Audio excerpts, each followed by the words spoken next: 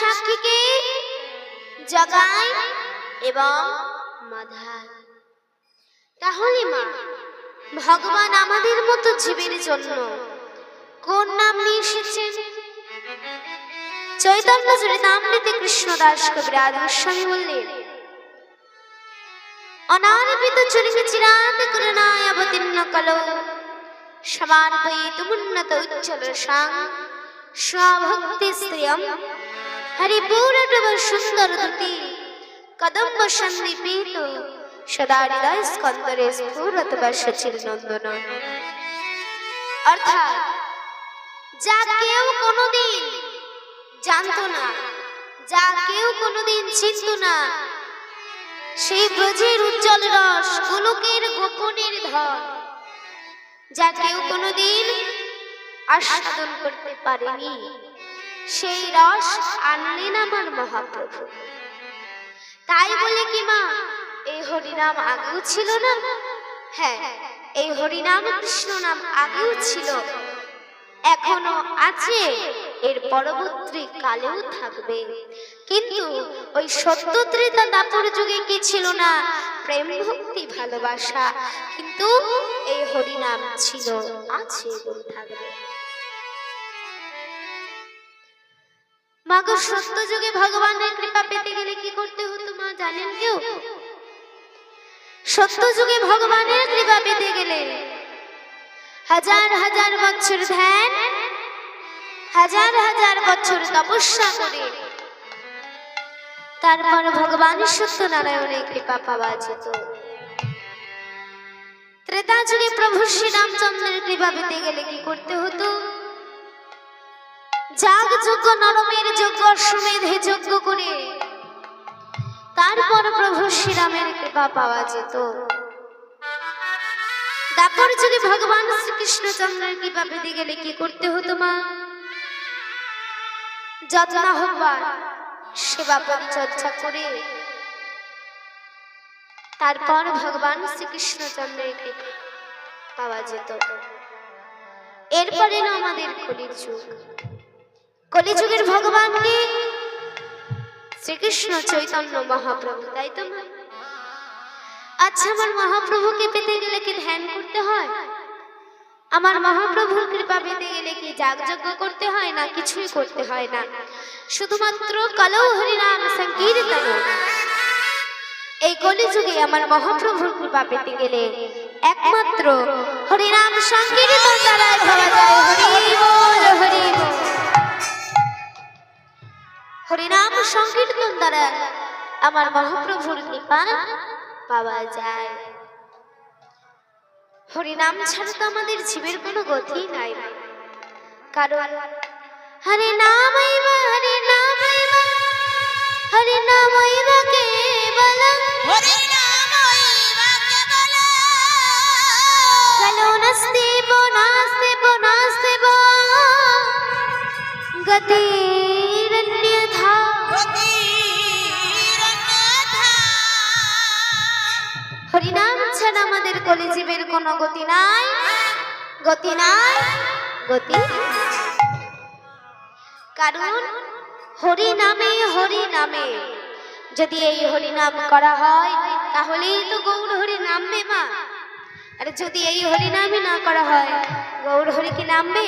নামবে না। আজ আমাদের মতো জীবের প্রতি লক্ষ্য করে বললেন মহাপ্রভু, এই কলির জীব, তোরা ওই বিষয় আশায় নিয়ে মেতে থাকিস না, তোরা একটিবার ঘাটের দিকে চেয়ে দেখ, আমি কি নিয়ে এসেছি তোদের জন্য।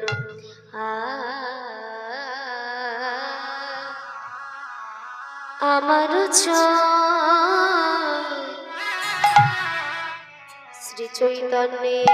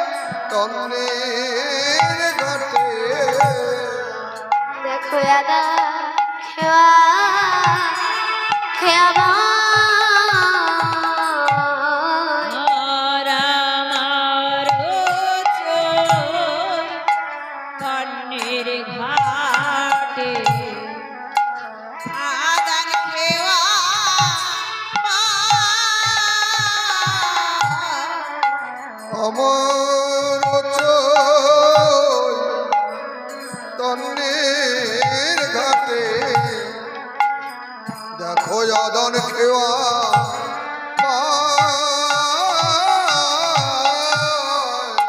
যারা অন্ধ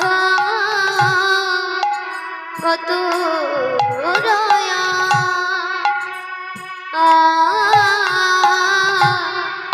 অবধি পারে হয় মরি রে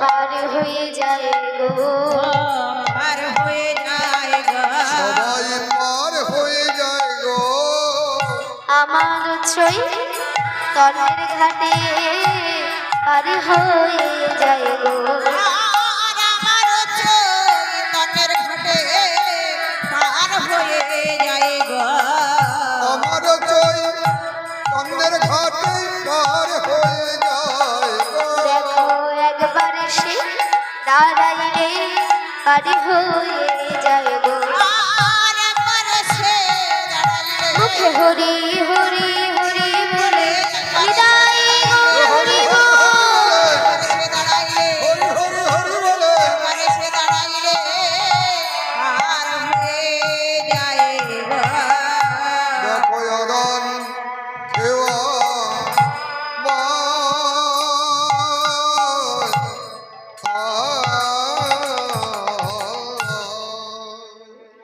আমার চৈতন্যের ঘাটে আদান খেয়া বয় যারা অন্ধ অতুরয়া বোধে পার হয় আমার শ্রী চৈতন্যের ঘাটে মা যে একবার মুখে হরি হরি বলে দাঁড়াতে পারি আমার শ্রী চৈতন্য তাকে পার করে দেন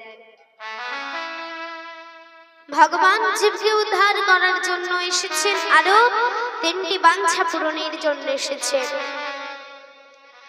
আচ্ছা মায়েরা বাবারা আমার মহাপ্রভু তো এসেছেন এই কলিযুগে কোন সৈন্য বস্ত্র এনেছেন কি সঙ্গে অন্যান্য যুগে অবতারে যেমন সৈন্য অস্ত্র ছিল আমার মহাপ্রভু তো এসেছেন তাহলে মহাপ্রভু কি কোনো সৈন্য অস্ত্র এনেছেন হ্যাঁ এনেছেন সৈন্যকার আপনারা আর অস্ত্র কি একমাত্র হরিনাম তাই তো বলছি ভাই হরিনাম ছাড়া আমাদের জীবের কোনো গতি নাই একবার বলিলে হরি যত পাপ হরে আর যত পাপ হরে পাতকের সাধনায় সেই যে তত পাপ করে সে যে তত পাপ করে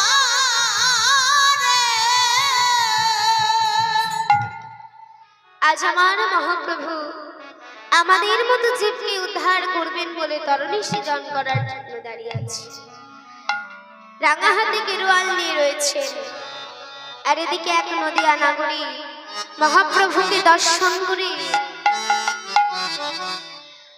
অন্য নাগরীর কাছে সে বলছে নাগরী তোরা দেখবি যদি আয়, এই সোনার নদিয়া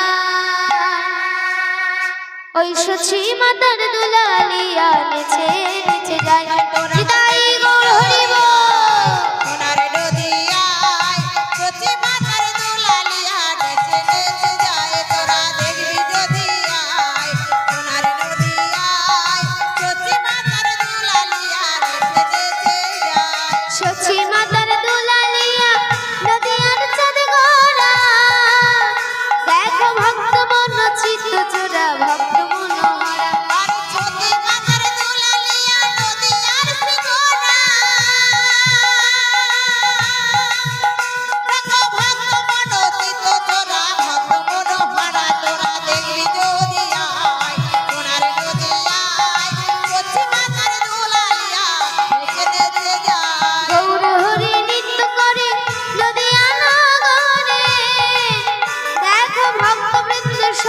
মিলে জয়ের ধ্বনি করে। আর নদী মামার গৌরহরি নৃত্য করে নদিয়া নাগরে। দেখো ভক্তগণ সবে মিলে জয়ের ধ্বনি করে। তোরা দেখবি যদি আয় সোনার নদিয়ায়, সতী মাতার দুলালিয়া নেচে নেচে যায়। আজ গৌর নিতাই দুটি ভাই নেচে নেচে যায়। আজ ভক্ত বৃন্দ সবে মিলে নেচে নেচে যায়। আজ গৌর নিতাই দুটি ভাই নেচে নেচে যায়। মাগো, মহাপ্রভু এমন ভাবে দাঁড়িয়েছেন, নদিয়া নাগরী মহাপ্রভুকে দর্শন করে সে আর স্থির থাকতে পারছে না। কারণ মহাপ্রভুর নয়নের এমন মাধুর্য, যার দিকে তাকায়, যার দিকে তাকাবে সে আর আপন বলতে কিছু রাখতে পারবে না। সকল কিছুই গৌরচরণের সমর্পণ করে দিতে হবে। যদি কোনো ভক্ত মহাপ্রভুকে কেঁদে কেঁদে বলতে পারে বা ডেকে ডেকে বলতে পারে, প্রভু গো, তোমার শ্রীচরণে দেবার মতো তো আমার কিছুই নাই, বা কি দিয়ে তোমার পূজা করতে হয়, অর্চনা করতে হয় তাও জানা নাই, প্রভু নিজ গুণে কৃপা করে তুমি এই অধমকে তোমার চরণে আশ্রয় দাও। আর প্রভু এই বিনতি জানাই রাখি, সারা জীবন তো আমার করে কাটিয়ে দিয়েছি সংসারে, কিন্তু প্রভু সেই শেষের দিনে তোমার নাম যেন আমি একটু করতে পারি, এই কৃপাটুকু করে দয়াময়। যেন শেষের দিনে তোমার এই নাম কীর্তন একটু হলেও গাইতে পারি, যেন আমি কৃষ্ণ বলে, কৃষ্ণ বলে সদাই কাঁদিতে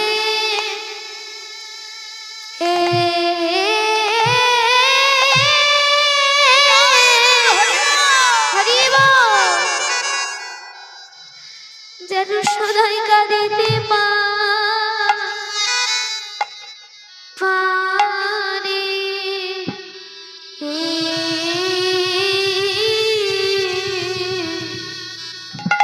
আমি যেন কৃষ্ণ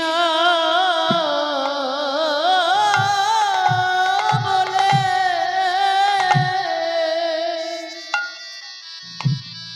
সদাই কাঁদিতে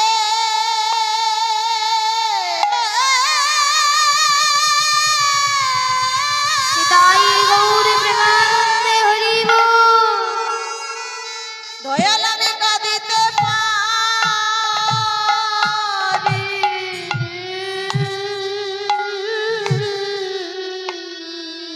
আমার শোকায় না যেন ও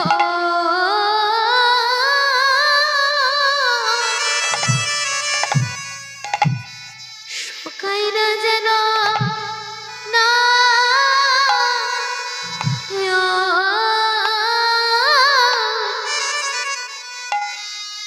ওই নয়নে বারে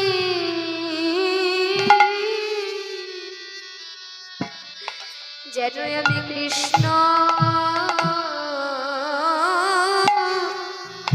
কৃষ্ণ বলি সদাই কাঁদিতে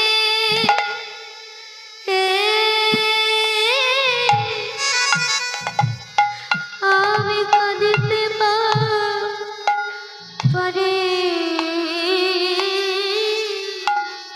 আমার সুখ হয় না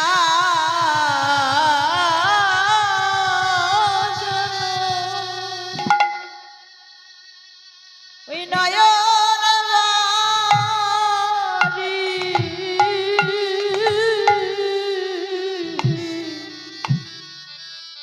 আমি যেন কৃষ্ণ বলে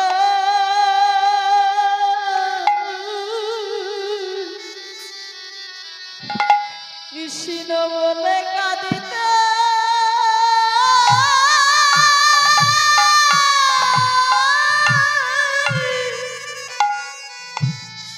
আমি যেন কাঁদিতে পারি।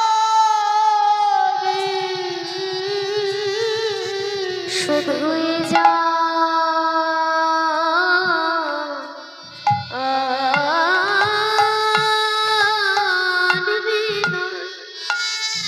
প্রভু গো, প্রতি জন্মে জন্মে জন্মে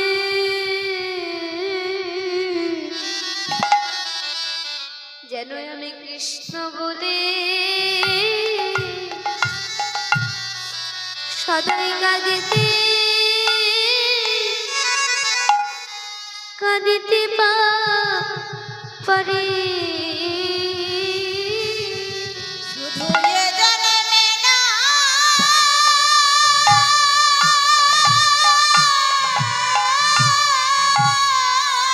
নিতাই গৌর হরি বল হরি বল।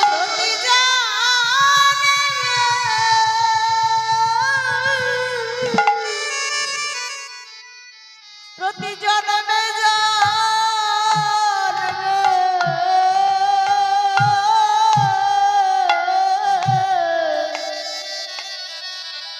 যেন আমি কৃষ্ণ বলে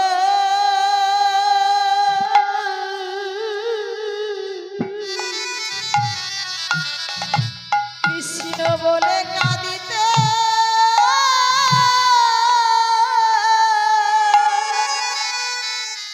আমি কাঁদিতে পারি।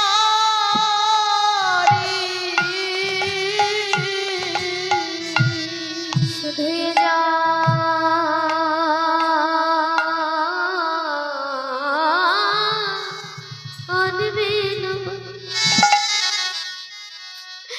প্রতি জন্মে জন্মে যেন আমি কৃষ্ণ বলে সদাই কাঁদিতে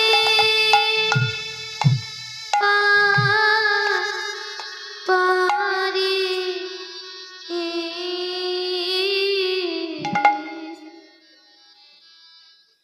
এমন কাতর কণ্ঠে যে ভক্ত ভগবানকে ডাকতে পারে, ভগবান নিশ্চয়ই ভক্তকে কৃপা করেন।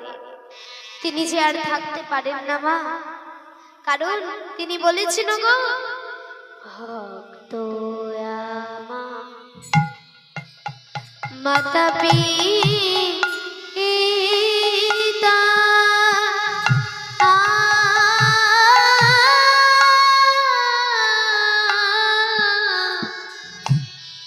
ভক্ত আমার গুরু।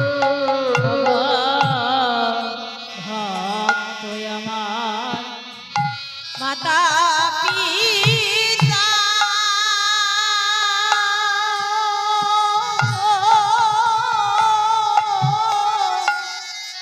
ভক্ত আমার গুরু। ভক্ত আমার মাতা পিতা, ভক্ত আমার গুরু। ভক্ত আমার নাম রেখেছে বাণিজ্ছা কলেপ তরু। ভক্ত আমার নামে রেখেছে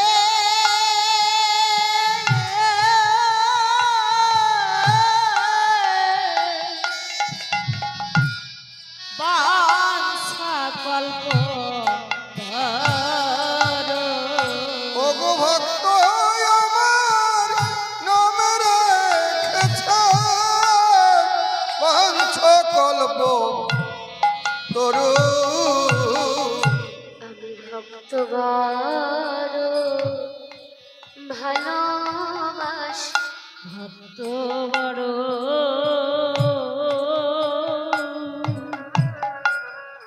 ভালোবাসি। আমি ভক্ত বড় ভালোবাসি।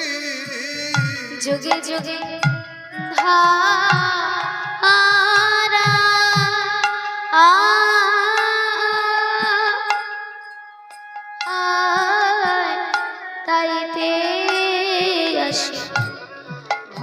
বড় ভালোবাসি। যুগে যুগে ধরা নিতাই গৌর হরি বল হরি বল।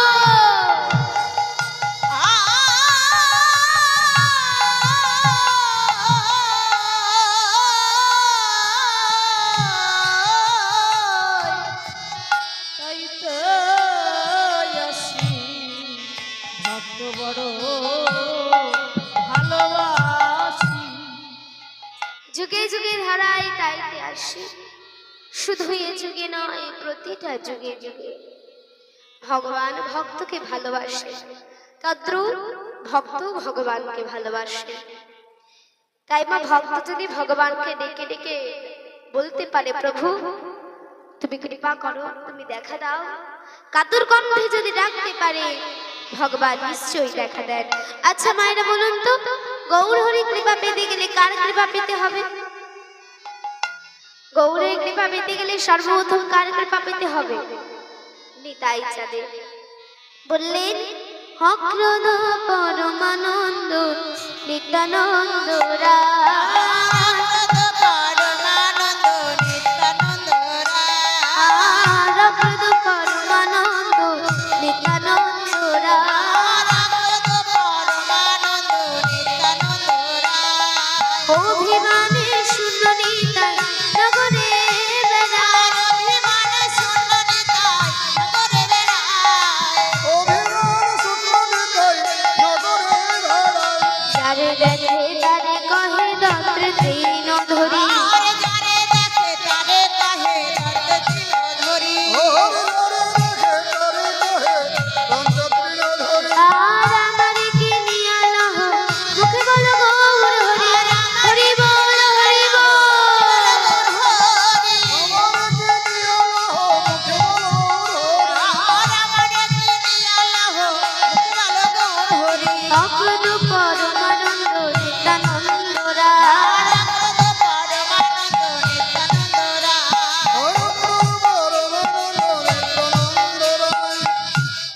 অক্রদ পরমানন্দ নিত্যানন্দ রায়, অভিনয় শূন্য নিতাই নগরে বেড়ায়। যারে দেখে তারে কহে ও গো দন্ত্রী তৃণ ধরি, আমারে কি নিয়া লহ মুখে বলো গৌর হরি। নিতাই পদকমল কোটি চন্দ্র সুশীতল, যার ছায়ায় এই জগতে জোড়ায়।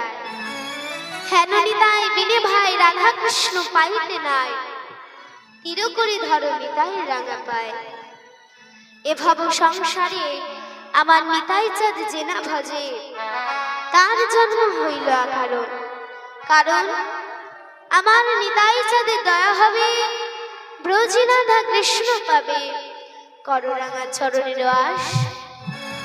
নরোত্তম বড়ই দুঃখী, ওগো নিতাই মরে কর সুখী, রাখো রাঙা চরণের পাশ। নিতাই না বুঝলে গৌরের কৃপা পাওয়া যাবে না, তাই নিতাইকে বসতে হবে, তাহলেই গৌরের কৃপা মিলবে। আচ্ছা নদিয়া নাগরী অন্য নাগরীর কাছে কেঁদে কেঁদে বলছো, রে নাগরী আমি একজন রূপের মানুষকে দেখলাম, শুনে যা তার কেমন রূপের বর্ণনা। ওই না সুরধ্বনি কিনারা, মায়ের এবার একটু ধ্বনি করবে। সোনার রূপুর দিয়া পায়, নাচে নাগরী গো সুন্দর গোরা। সুরধনির কিনারায় সোনার নপুর দিয়া পায়, রচনা করি গো সুন্দর গৌরাঙ্গ রায়। সুরধনির কিনারায় সোনার দিয়া পায়, নাচে না গরি গো সুন্দর গৌরাঙ্গ রায়। আহা সুন্দর ওহ সুন্দর গৌরাঙ্গ রায়, নাগর